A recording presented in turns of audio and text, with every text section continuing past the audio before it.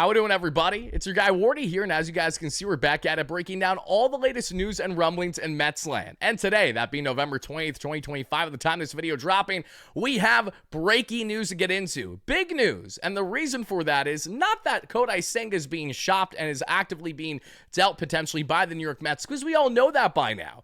But what you guys don't know that you will know thanks to yours truly and hashtag Wardy sources, sometimes we get fed information that's worthy of having a discussion, and there's been rumblings going on regarding Kodai Senga that has not at all been in any public piece of article or video up until you guys have clicked on this video right here, right now. What is that regarding Kodai Senga is what we're going to get into, and how not only are the Mets looking to shop him, but the likelihood of this man being traded before winter meetings is increasing by the second. A lot to get into on Senga's front, along with another fellow countryman, this time from Japan, but this time not a pitcher, but we're looking at a position player. And Okamoto, one of the most coveted bats coming over from the Nippon Pro Baseball League, has just been posted from his club there in the Giants in Japan. We're going to get into more on Okamoto's game, why he looks like a seamless fit for the New York Mets, depending on how they operate around him this offseason. Ultimately, why, in my opinion, the opinions of many, he's one of the sneakiest free agents available in this year's class. From there, we're going to get into center field options for the New York Mets, including guys not only like their internal option in Carson Benge, but also guys externally like Byron Buxton and Luis Robert, just to name a few. And separate from that, we're also going to talk about some miscellaneous topics, including new information that came out regarding the Mets and trying to bring back Antoine Richardson, why that fell through, and why the Mets certainly was not for a lack of effort on their end, which is contrary to what we initially thought when all the news was broken a couple weeks ago. We also have former Mets reliever Adam Ottavino, who spoke on a recent live stream earlier today, not holding anything back when talking about Carlos Mendoza and his mismanagement of the Mets pitching staff. That and a lot more is what we're going to break down right here, right now. So sit back, relax, and get yourself ready for the ride, which is our latest breakdown here in WardyNYM. All I ask is that you guys hit that like and subscribe button on your way in. Help us get to 36,000 subscribers, because we're giving away a Mets jersey to one lucky subscriber once we hit that milestone in a future live stream. So thank you so much in advance. Let me hear your thoughts down below on all the following topics. And of course, shout out to our amazing sponsor at SeatGeek that has you covered for all of your ticketing needs. Simply head over to SeatGeek with my promo code, a link down below, Wardy10, that is WARDY10, because you're going to get 10% off whatever you need in the ticketing space. Whether that's concert shows, comedy shows, NFL tickets, NHL tickets, NBA tickets, whatever you need, SeatGeek has you covered. Wardy10 for 10% off, link down below. Thank you so much again for hearing me out. Now, folks, let's deviate away from the Senga highlights here, and let's get into the news. And let's start today, actually, with some of these miscellaneous topics, and then, trust me, I promise we'll get into the juicy news regarding Kodai Senga that has not been made public until right here, right now. Now, let's start here with the following, everybody, just to do some catch up and to do some homework on things regarding the Mets, but aren't necessarily the key topics today. And starts with Will Salmon of The Athletic. And shout out to Will, everybody. You guys will see him on the platform tomorrow, Friday night. We are doing a massive live stream here covering all the latest news and rumblings with Will Salmon, who's been doing a tremendous job on the beat, not only for the Mets, but for Major League Baseball with The Athletic, as he and Ken Rosenthal are 1A and 1B when looking at the top writers in the game there for said Athletic. But Salmon, who will be joining me after the tender deadline tomorrow, which is 8 p.m. Eastern for those who are unaware, to dictate who the Mets are going to tender and non-tender contracts for. We do have some early news from Will, as you guys can see beside me, which is that, yes, Southpaw Danny Young will be non-tendered by the New York Mets. This should not come as a surprise to many, but let me just enlighten you as to why this came to fruition. And it starts with the obvious. Danny Young, as we know, went down, unfortunately, with, if I'm not mistaken, reconstructive Tommy John surgery, which ended his 2025 season prematurely, not long removed from A.J. Minter going down with his injury as well. The Mets lost their two Southpaws on the snap of a finger before Brooks Raley even return to injury in summer of 2025. But Yanu, of course, had his slivers of success. I would say that they were few and far in between at times, as a soft-tossing southpaw is no longer going to be part of the organization, as the Mets have a 40-man roster crunch right now. The 40-man is full, and they need to make room for certain guys, and they're going to have some tough decisions from now up until the 8 p.m. deadline tomorrow at the time of recording this video. So, Danny, for the slivers of success that you had in New York, thank you so much for your service. I'm wishing you the best with your future endeavors, wherever that might be, unless it's with a rival club, then respectfully, I'm not going to be rooting at all for you. But that's all I have to say on Danny Young. You guys can let me know your thoughts and comments down below about that. We also have Pirani Martino SNY. The Mets were not among the teams that met with Framber Valdez at the GM meetings, which is pretty much telling that do not expect the Mets to be moving mountains to try to land the coveted starter, at least as of now. And the simple reason is he isn't getting any younger. He's going to be looking for a contract probably at minimum 7 years. And on top of it all, this is someone who threw at his catcher purposely wrongfully this past season out of spite, which is a big no-no for obvious reasons, but he has a qualifying offer attached. And that trumps everything that I just said in my opinion, because the qualifying offer is something that David Stearns, like most presidents and GMs, absolutely hate in the free agent market. Because what that means is the Mets sign Framber Valdez, they have to give up a draft pick and draft capital to the Astros. And that's obviously not something that they want to do. They want to add someone without necessarily having to worry about that unless it's truly a player that's more worthy, like a Kyle Tucker to a degree that we broke down in yesterday's video that you can check out after watching this one. So even though Valdez has been a workhorse and has given north of 200 innings each of the past number of seasons, he's entering his age 32 year, a World Series champion, a Cy Young caliber pitcher, one of the best lefties that we've seen over the years. But there's something to be said about Valdez being out of Houston for the first time in his career. How will he handle that adjustment, as we have seen many pitchers in the past not thrive all that well when they leave the Astros and their pitching lab? Not that I don't have confidence in the Mets' own lab itself, but again, there's uncertainty there, as well as the fact that, again, the Mets and David Stearns do not want to pony up long-term contracts to guys who have already entered their age 30-plus season. It's hard to imagine that unless your name is someone like Tarek Skubal, who they would love in a blockbuster trade that we'll talk more about in the coming days once hopefully we get some more traction there. But in case you guys are unaware, the Mets are obviously not a team that's been opposed in the past to giving multi-year long contracts to pitchers.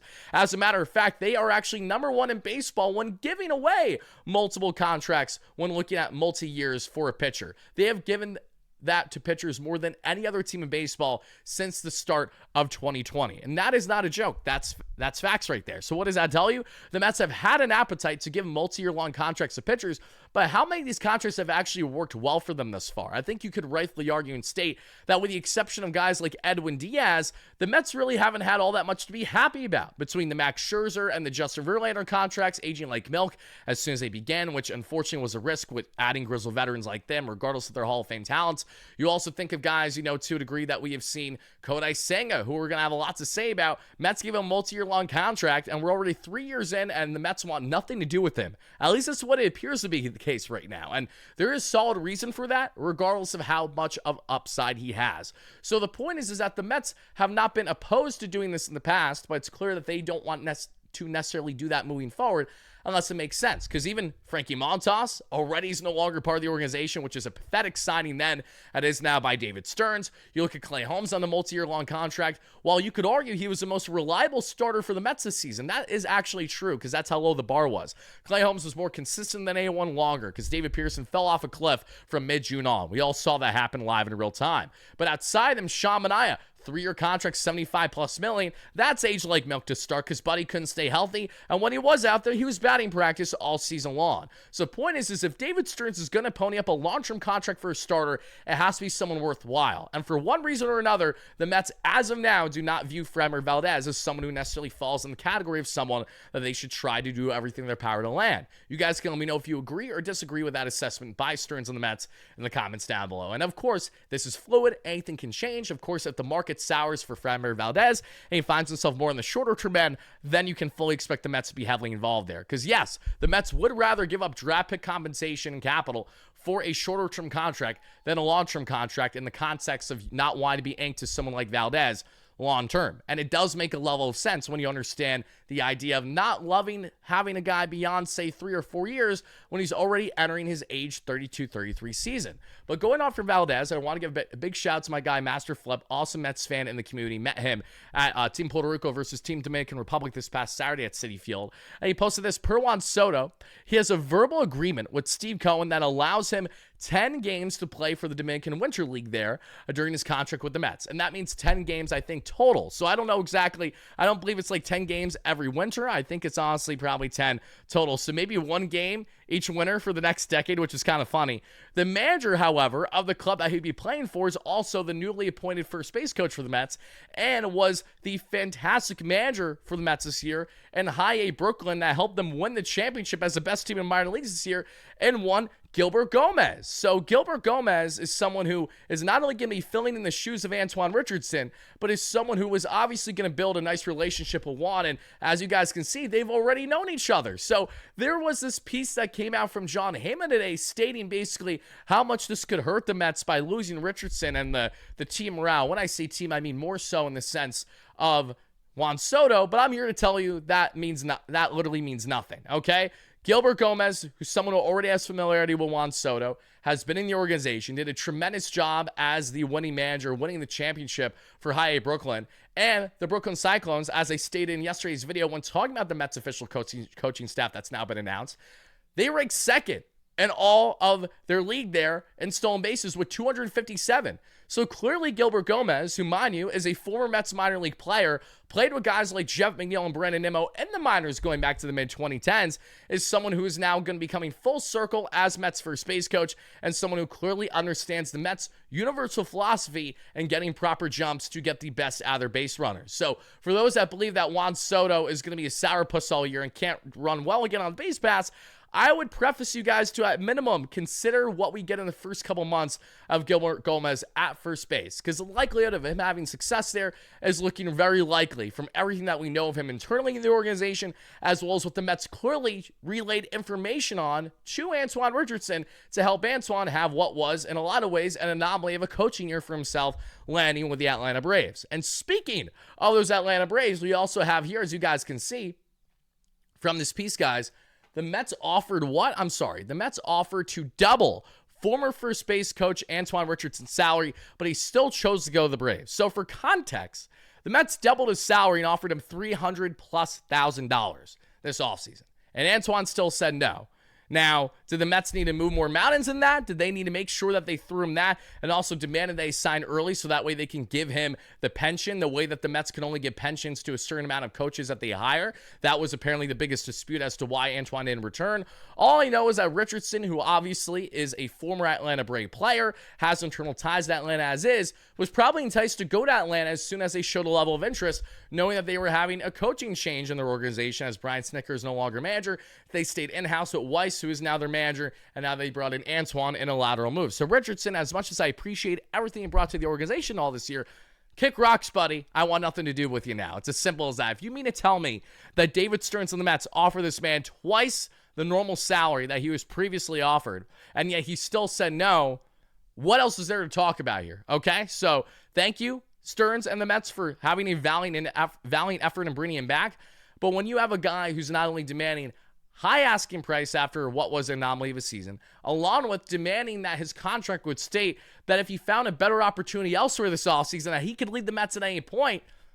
I mean, literally, the Mets would be bending over backwards for him by that point, and it feels like they already did that to a degree with their initial contract offers. So, it is what it is. Antoine, I'm wishing you the absolute worst in Atlanta. And I say that mostly because of the fact that I don't want to see you have success with the Atlanta Braves. I don't think that's a wrongful thing for someone like me to say. But speaking of Antoine Richardson, that's all I got to say about that. And hopefully the last thing I'll have to say about him for months and months on end, if not ever. But now let's get into the key reporting that we have to break down today. And folks, it includes the following. We'll get to the Adam Ottavino comment later on the show because I have a couple minutes to say about that.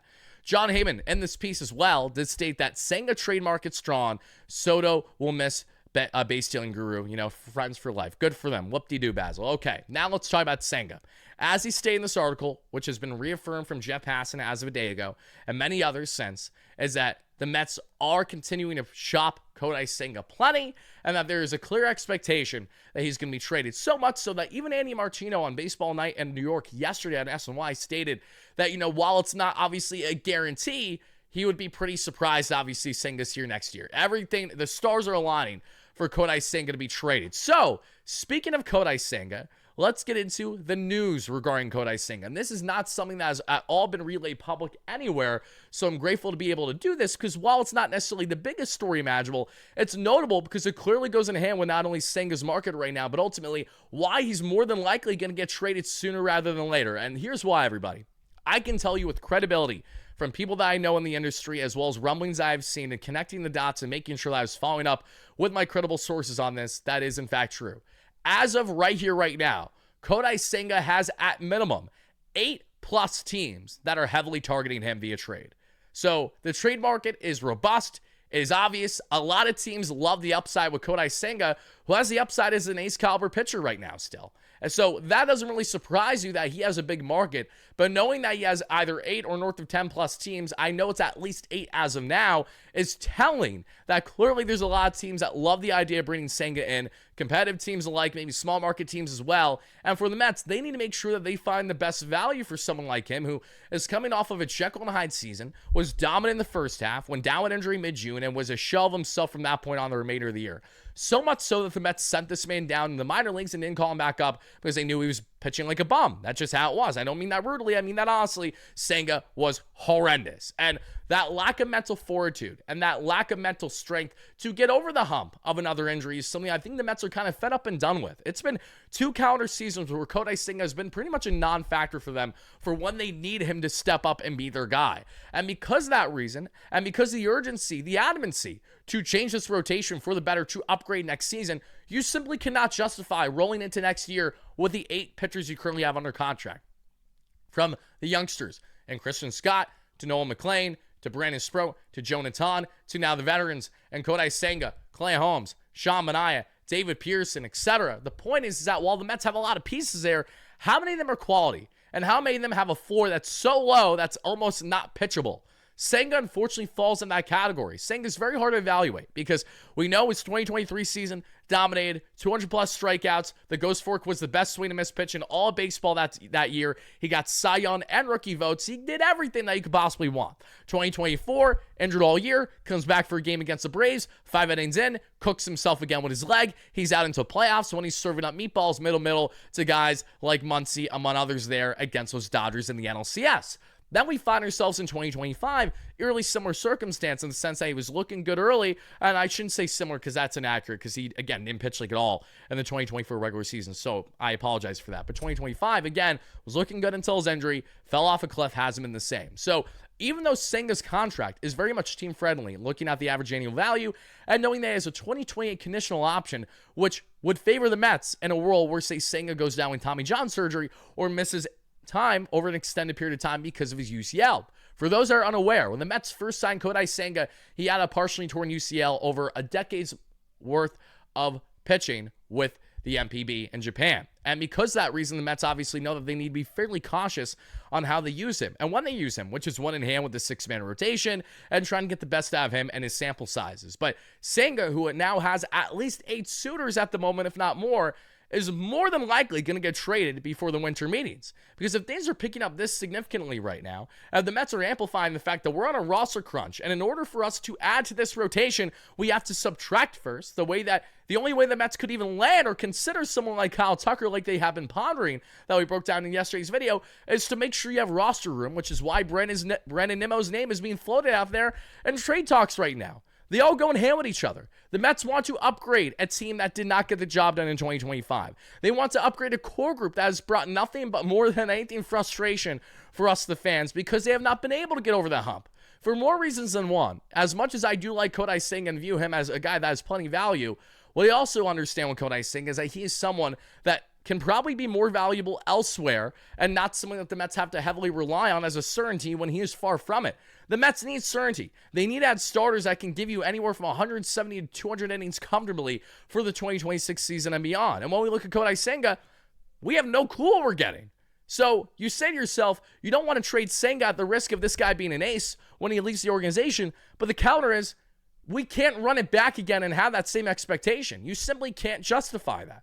As much as I love Kodai and really have enjoyed his time in Queens when he's been right, the same can be said about how much he's frustrated me when he's been wrong and when he has not been able to stay on the field.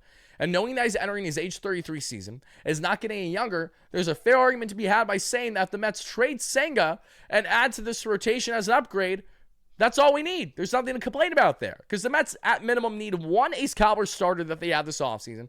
Ideally, they should add 2 starters, which means that you trade Kodai Senga and you consider trading another piece. Now, whether that piece is from the youth movement when looking at the Tons and the Sprouts of the world, or if it's a veteran like one of Sean Manaea, David Pearson, or Clay Holmes, what we all know is that the Mets cannot run it back with this same rotation. So because of that reason, don't just, kind of think it could happen.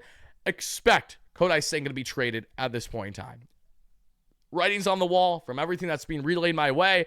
It's looking very likely. And knowing that's November 20th, 2025, which means that we are currently at least 20 days out of winter meetings, I will be jaw dropped if Kodai Senga is not traded by then. With the way that his market is unbelievably hot at the moment, and that he clearly looks like a hot commodity as the Mets are actively trying to make roster room, especially as we look ahead to the tender deadline tomorrow.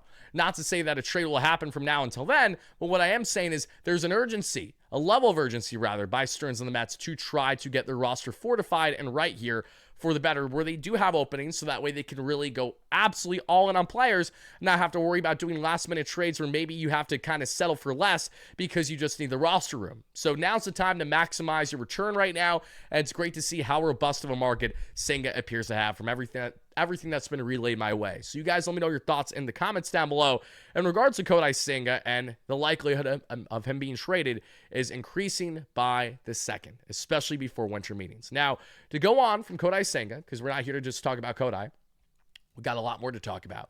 And another topic that I would like to talk about briefly, because it goes in hand with pitching, then we'll get on to Okamoto, as well as what's happening there with the center field options. But to begin here, we do see this post, and shout out to Mets Newsletter for typing this up. But Adam Ottavino, as many of you guys know, former Mets reliever, turned analyst, and has also been a talking head on YouTube, as he does a daily live stream, at minimum one live stream a day on his YouTube channel. Just look up Adam Ottavino and you'll find him.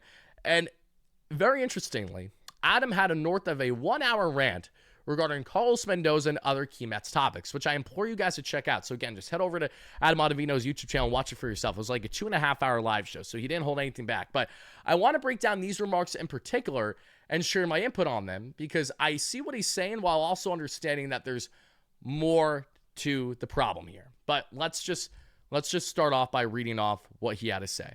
And it is the following. Let's just pull it up here on my phone so I can read it easier. I have to squint beside me. All right, guys. And then this is the other issue, and I'm speaking for Adam Ottavino now. So, and I quote, and this is the other issue, and this is something that really upsets me deep in my soul, because, man, I've talked with every single one of these guys about having to take control over their own career because the team is not going to keep them healthy. They need to find a way to keep themselves healthy. McGill goes down, Garrett goes down, Krenick goes down, Nunez goes down, Danny Young goes down, all Tommy Johns, not to mention Drew Smith. Rarely had a Tommy John previously. It's just too many injuries. So they have to figure out something, whether it's their protocols, whether it's the way Carlos uses these dudes so hazardly, and that was interesting, whether they even care about keeping the guys healthy or not, but they need to be better at this. This is embarrassing. This is actually pathetic, like pathetic. I would never let this happen if I was on the team last year. At least half of these guys would have, at least half these guys would have blown out. I would have protected these dudes myself. I would have had to jump in front of them myself. Unfortunately, there was nobody willing to stand up and talk to Carlos this year. It was just me, I guess. So a little bit of issue there, and they continue down this path. And should they continue down this path, they're going to be FUCKED'd, because you cannot injure this many dudes every year. And hopefully this is not an actual strategy, because it's freaking pathetic and it's not player friendly. And eventually people will catch on. And it's funny because they were bragging about keeping people healthy the year before when it had nothing to do with them. So yeah, I'm a little annoyed because these are the guys they should be playing, so it pisses me off. That should be playing. What do you think caused that? It's a combination of things. There's not really any player education going on too much about it to say how to stay healthy. There's a lot of pressure on a lot of guys to play even when they are feeling a little compromised, which is accurate because we've seen guys like Reed Garrett and others chug through and we know they're hurt. I know that from the inside. And then look at the manager. I think he's a really good under the stress manager. I think he has no idea what he's doing when it comes to bullpen guys and how to keep them healthy or even how to care about them at all. And mind you, Adam is speaking from someone who obviously was a part of the organization to a degree when Mendoza was here as manager. So there's something to be said about that. There's no bullpen guys there's no communication there. There's no feel. There's no bedside manner when guys get hurt. I'm going to stop there before I get too fired up. But honestly, they can do so much better. And then he just kind of goes on to kind of go in circles and say more of the same. So Adam Ottavino, not happy with the mistreatment of the Mets pitching staff that was amongst the top in baseball and injuries this year. So Here's my reply about this because I really want to speak on this topic briefly. I completely respect Adam's point of view, especially from a player point of view, as someone who's in this clubhouse with Carlos Mendoza and saw firsthand the mistreatment of these pitchers. I completely understand him going to bat for the pitchers and saying this is bad, enough is enough, there needs to be a change. And my reply to Adam is, while I completely respect and agree with what you're saying, we're at a lost cause right now, and here's why. Unless the Mets, headlined by Jeff Albert and Justin Willard, can formulate a dynamic that'll be different from how the Mets have went about their philosophy with their pitching years past, this is going to continue. And mind you, Adam also replied to a YouTube comment under this podcast stating that Jeremy Hefner and Carlos Mendoza didn't necessarily see eye to eye when it came to their evaluation of pitchers and how they're naturally going to use them. Something to bear in mind, given the fact that Mendy's the manager and Hefner is no longer part of the organization.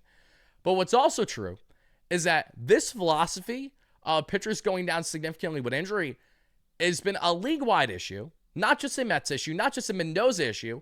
And you also have to bear in mind, Mendy's been dealt a bad hand. It's not Buddy's fault that the entire rotation goes down with injury when he's not the one who signed or brought in these players. And now he has to heavily rely on a bullpen that was the most fickle in baseball, as David Stearns made sure that that bullpen was the most diverse bullpen in Major League Baseball history. So much so that the Mets used more pitchers ever than any other team in the game itself, its history, in 2025 than any other season prior. So clearly, this has been a multi-individual effort, which has led to the lack of awareness and the lack of health of pitchers. But it doesn't just stop there with the philosophy for the Mets.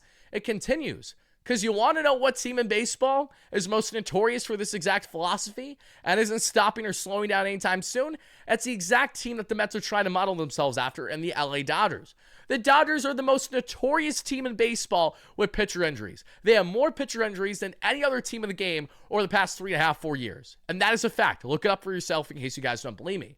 Furthermore, the LA Dodgers, what are they known for? They're known for pumping the velo. They're known for getting their hardest throwers and the guys with the best stuff. That is why the Dodgers every single year spend massively on both pitchers for their rotation and for their bullpen and via trade. And the reason why they do this and they bolster this is not only to have elite depth, but they know that they're going to lose key pitchers throughout the majority, if not the entire season, due to injury every single year.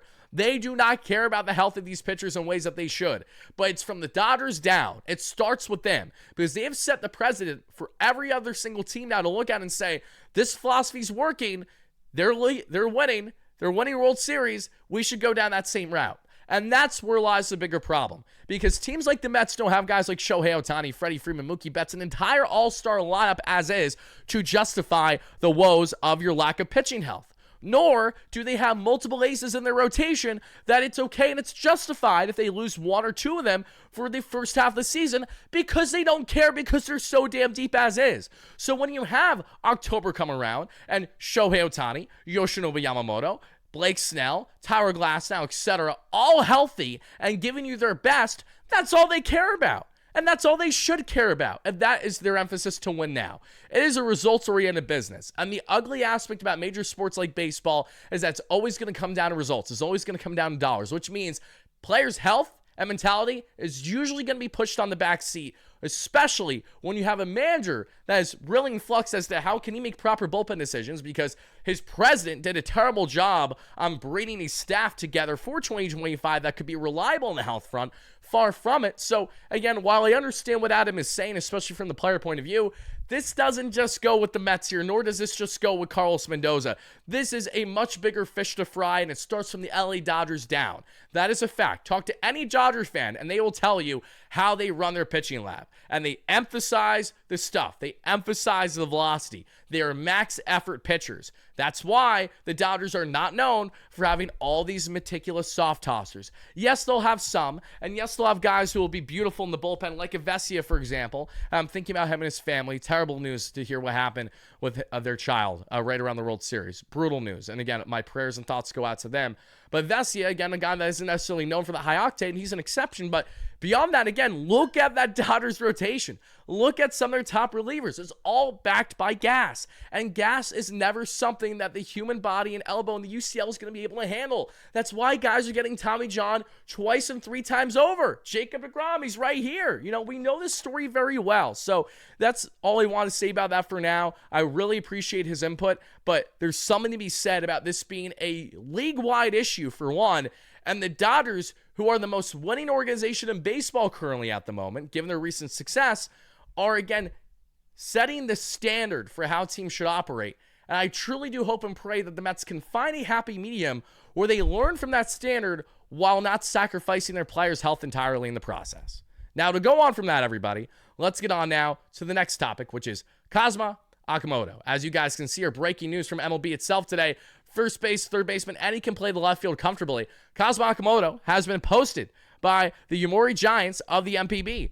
All 30 clubs have 45 days to negotiate with Okamoto. So Okamoto needs to sign, obviously, by the time we get to around early January, the latest. So where do the Mets stand in this? Great question. Well, the Mets stand in this all dependent on, I believe, Pete Alonso and his future, as well as what their future is looking like at third base. If the Mets trade Brett Baty in a blockbuster trade for whatever reason, then that's where Okamoto becomes even more appealing. But as you guys can see here, the 29-year-old slugger is a 6-time MPB All-Star, and he led the Central League in homers 3 times. So you know how Munetaka Murakami gets all the hype as being the big slugger? And we talk about Okamoto and Murakami, comparing and contrasting them plenty on the platform over the past couple weeks. So if you haven't checked out those videos, I implore you to do so.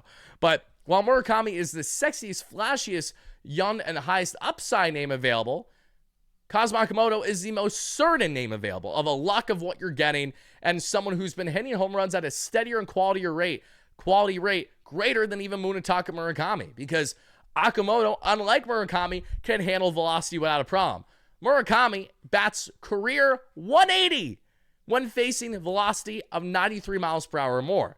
When we compare that to Okamoto, Okamoto's batting north of 300 in that same statistic. And he consistently has been one of the best overall players that we've seen in the MPB, especially from the Giants, who for the first time in the Yomiuri Giants team history in Japan, they're posting a player. And Okamoto gave them north of a decade's worth of play, so clearly they felt it was deserving, and Okamoto is now this exception, an anomaly of a player from their organization that's getting posted.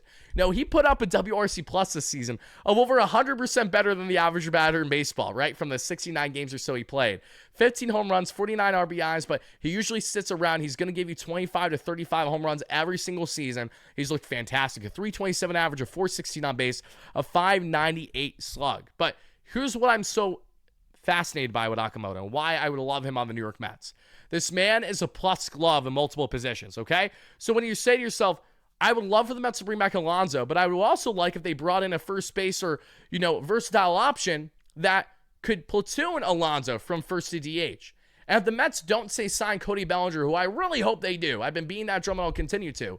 If they want to go lesser on the years and lesser on the money, look no further than Kazuma Okamoto, who's right in front of you. This man has been deemed as one of the best gloves in the MPB when playing first base and third base. And he can play an average corner outfield for you as well, which, should the Mets go down that route, could have Okamoto play left field one day and have Nimmo DH. You can get very creative. You can have him play right one day and have Soto DH. So there's a way to go about a rotation of your DH while still having plus power in said position. And if you bring in Okamoto, it's a perfect fit in the following sense. You don't want to commit Alonso full-time at first base? Fine. You maybe want to go to 60-40 split. Maybe Alonso gets 40% of the time at DH and 60 at first base, or vice versa. Then Okamoto can handle first base for the days that you're not. And then what you do is, for the days that Alonso is at first base and you have someone else at DH, you put Okamoto there at third base. So then what does that mean for Brett Baty? That's where things get all the more interesting. You might as well have them kind of battle it out to a degree and see who's the better option there. As Okamoto, on paper, profiles as a much better defender right now than Brett Baty, which is saying a lot given how good Brett Baty was with his third base defense this past season. Far from a liability for the most part. But Okamoto is one of these guys that is notoriously known for having a great glove in the minor leagues, in the MPB, and a swing that you guys can see beside me that has shades of David Wright. So I think it's kind of fitting that this guy could be a third base, first base option for the Mets as soon as next season. He's also not going to cost you nearly as much of an arm and a leg when looking at actual dollars and years, to the extent that Munetaka Murakami is projected to come out as. So he'll be entering his age 30 season. You can lock in Okamoto on anywhere from a 3 to a 5-year contract. I think the Mets will be having a slam dunk of quite literally one of the most polished free agent options available. Even with his lack of experience at the major league level, I do not believe that's going to be much of an issue because of how consistent his profile has been and how much he checks off various boxes for the Mets and how they can fit him now, even with Alonso in the fold. Because I see a lot of Mets fans saying, oh, let's go get Ryan O'Hearn as a nice backup first base option, a guy who can DH. But I don't want Ryan O'Hearn. I want Okamoto. I want a guy who can comfortably play first, comfortably play third, comfortably play the corner, and not lose any sleep over it. That is the kind of profile I want. And that's why I'm so enamored with Cody Bellinger. Because Cody can play all aspects of the outfield and first base and do it at an elite rate, currently the 90th plus percentile in outs above average in baseball. He's so damn good. So whether it's Cody Bellinger, whether it's Okamoto, I love these versatile guys who bring plus bats along with them and obviously are not necessarily going to be detrimental to the team having long-term success given their contract status. So for all those reasons and then some, Okamoto, come on down, baby. He's officially posted. Expect the Mets to be in his market. We're just going to find out to what degree because he is going to have a really steep market, a robust one like Senga because of the fact that a lot of teams can afford him and you don't have to give up a qualifying offer for him the way that you would have to for various free agents currently available in the market. So Okamoto, I can talk all day about him, but I have done that plenty already on the platform. So now to go away from Okamoto, everybody, let's continue on to our next topic here. And our next topic, let me double check how we have this all formatted. Go away from Cosmo for a second here. Let me go down here. Let me scroll through this, and then we'll be good. Let's go ahead and let's break down options for the New York Mets. And what we do know, everybody, is that the Mets do, again, have options in the outfield. Now, let's minimize this for a second. Also, I want to give another shout out to my guy, Will Salmon. He came out with another good piece today on Kyle Tucker, on the Rodriguez trade for Taylor Ward between the Angels and the Orioles that happened yesterday. The Braves making a trade there for Mauricio Dubon, who's going to be their shortstop option instead of Nick Allen. Yankees in talks with Devin Williams, even though the Mets are involved there.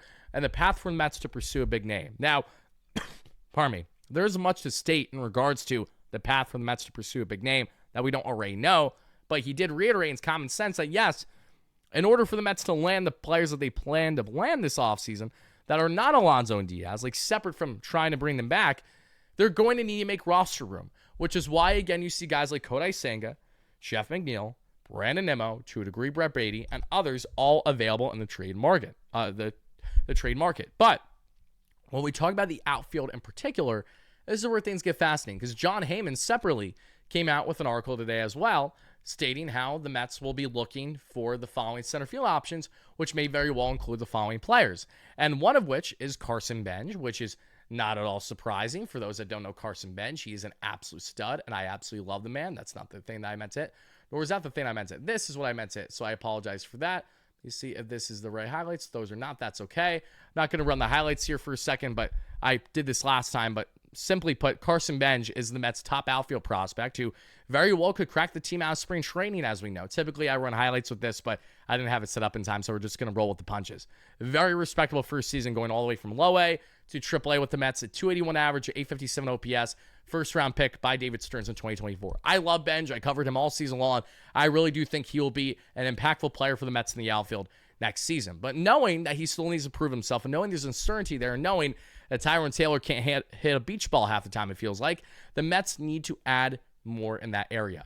And it would be silly if the Mets don't add at least a stopgap option for them in the outfield. So who could a stopgap option be?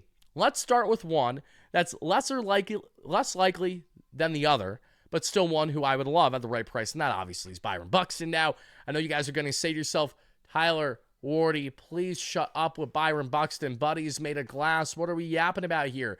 And what I'm here to say is Byron Buxton makes a lot of sense once you understand what I'm about to say. Byron Buxton, as a center field DH option, is a perfect stopgap option, all right? He's a free agent in 2029. He's entering his age 32 season. He's coming off of a career season with 35 home runs, 83 RBIs, 97 runs scored, 24 stolen bases, a 264 average, a 327 on base, and a 551 slug, a 5-WAR season, and a 136 WRC+, 36% above league average as a batter.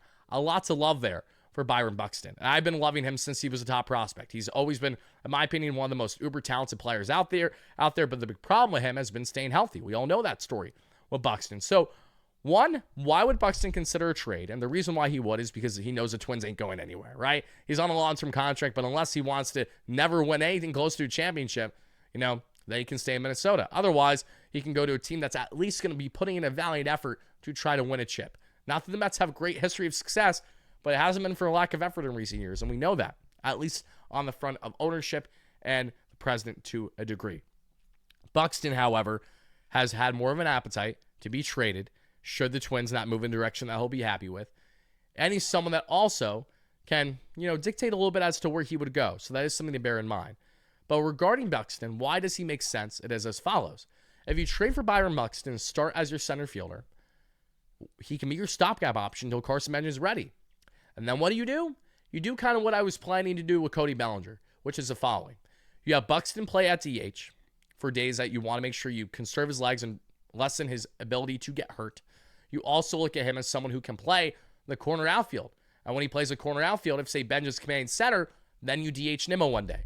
Then you DH Soto one day, right? You do what is best for the overall offense and defensive configuration.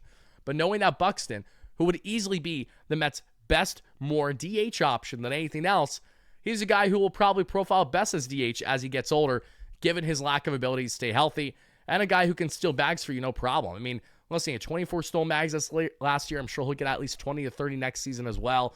A high-impact bat, a very clutch bat who knows to step up with runners in scoring position.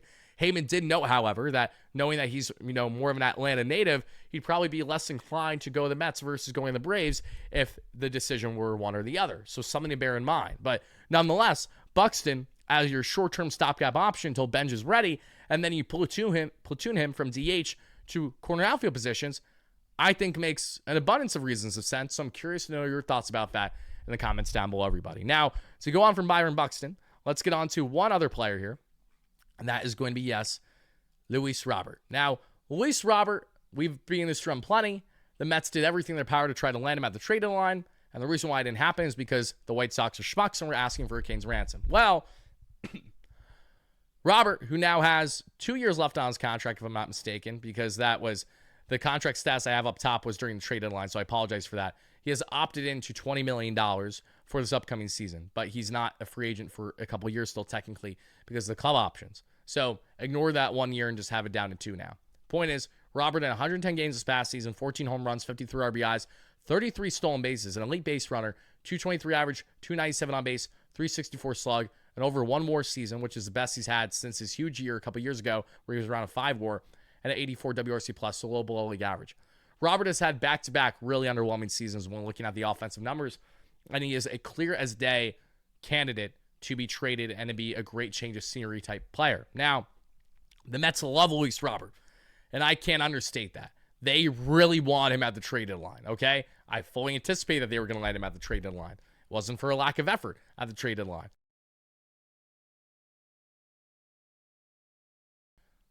Apologies for that. I had to cough quick. But the reason as to why Robert is someone who very much is still an option for the Mets now is, given that he got $20 million from the White Sox that they don't want to spend on him, and knowing that his trade value is likely lessened because he didn't do all that much in the second half to move the needle, he did very good against lefties this year, raked against lefties, and the Mets would love him in kind of a platoon sense. But he's someone that really checks off the boxes, in my opinion, and probably being the best stopgap option the Mets could acquire. Because he's not a guy that you need to be hung up on, that he has to play every day if he's not performing well. But he's also a guy that if he had all plays to his potential like he did a couple of years ago, as someone who could give you, again, north of 30 home runs and absolutely rake just on every aspect of the offensive and defensive end, he could do wonders for you. Like, he's a Swiss Army knife type player in the sense that you don't necessarily know what you're getting, but there's a lot of upside there still. And as long as the Mets don't have to move mountains to land him the way that they would have had to at the trade deadline, but can get him at a feasible trade price, I think the Mets would be silly not to at minimum consider that. And they absolutely are considering that as we speak. No, Heyman did go on to mention guys like Harrison Bader as a possible reunion type as well. And my answer to that is yes, Bader would make sense as a stopgap option. But why ever would Harrison Bader sign back with the New York Mets where the expectation was basically for him to lose his job once Benge was ready? When Benge could be ready right out of spring training. It doesn't make sense. Robert, different story because you're training for him. He doesn't have any dictation over this. He doesn't have any dictation over how he's going to be used. But you can use him in center. You can use him in the corner. You can use him at DH. And that bat, I know there's a lot more potential than what we've seen over the past couple of years. Can't fault the guy for not looking all that great when he's being deemed as the best offensive weapon in a White Sox lineup that isn't going anywhere anytime soon. And obviously hasn't had protection in years. And you want to know what happened the last time Luis Robert had some level of protection, like a sliver? This is what happened the last time Robert had a sliver of protection. He put up 38 home runs, 90 runs scored, and 80 RBIs. A 264 average, a 315 on base, and a 542 slug. Good for 29% above league average, and was a 5-WAR player because he was so good offensively and defensively. And thankfully, this season, he rewrited the script because in 2024, he was bad defensively. 2025, he picked it up and he was a plus defensive player. Robert has great range. It really just comes down to him carrying and being a part of a team that's actually going to try their best to win each day. It's hard to be motivated in Southside Chicago when you know you're at best going to get, 40 wins in the season? It's really not a good look. And Robert is absolutely a person who will be traded. Just a matter of when, not if. But you guys let me know all your thoughts in regards to Luis Robert and potential pursuit for him as a stopgap outfield option for this Mets team. Now, beyond Robert, I got one final topic, and then we're going to get out of here. Of course, we're almost at the 50-minute mark because I just can't stop yapping. I got so many things to talk about. I apologize, folks. One final thing I'll share, and I implore you guys to check this out for yourselves because the full podcast is there on the following platform, and that is going to be Baseball Isn't Boring. Shout out to them. They do a very good job when it comes to podcasts with players and active coaches. And they interviewed Justin Willard over the past day, who is now the Mets' new pitching coach. And just this little quote alone by Willard is really enticing. I want you guys to listen to this because this is more on how the Mets plan to go about their philosophy with Willard and Jeff Albert and everyone that they have in their pitching lab. New Mets pitching coach right here, Justin Willard, previously pitching director of the Boston Red Sox. Let's listen in. When you look at these guys, how do you approach them as a pitching coach? First of all, understanding like what makes them really, really good. What is the superpower they have? Because you have to have some sort of superpower to be in the major leagues, right? And then now, can we multiply your effectiveness through that superpower, right? Like what makes Jonah really, really good is you talk to hitters and it's like the ball's coming out of his chest, right? So it's like, okay, we don't necessarily want to take that away. We just got to make sure it doesn't get too far down the rabbit hole that it's affecting the quality of his pitches, his ability to locate those things. But like, hey, his superpower is this ball's coming from a really weird spot. Let's make sure we maximize that. Again, like Crochet is a perfect example. When we acquired him last year, we're like, okay, this guy's really, really cross-body. There's an aspect of his cross-bodiness and his stride that makes him really good. But if it goes too far in one direction, it's going to really hurt the rest of his arsenal and the rest of the effectiveness of his pitches. A really nice, concise, and simple breakdown by Justin there. And I love that he comped Garrett Crochet in his situation his first year in Boston. Because for those that are unaware, Willard had a very helping hand in getting the best out of Crochet last year, paired with Andrew Bailey, who, of course, is the main pitching coach for the Boston Red Sox. Willard's job last year was to oversee all aspects of pitching from low A all the way to the major league level last season. And he was a heavy factor behind the Red Sox great success in their farm and at the major league level, as the Red Sox were one of the best pitching organizations along with the Mets, not the major league level for the Mets, but at the minor league level certainly that we saw for the Red Sox as well. And his connection to the younger players in development is going to be so important when we look at guys like Jonathan, Christian Scott, Nolan McLean, and Brandon Sproat, what have you. So I'm really excited to see more of Willard. You can check out the entire podcast there, again, on Baseball Isn't Boring. Let me make sure I have it right. Yep, Baseball Isn't Boring. And thank you guys so much for watching. I appreciate it. That's all I got for you guys. So get out of here. Have a great rest of your night, day, evening, whenever you're watching this. And I'll see you all tomorrow night.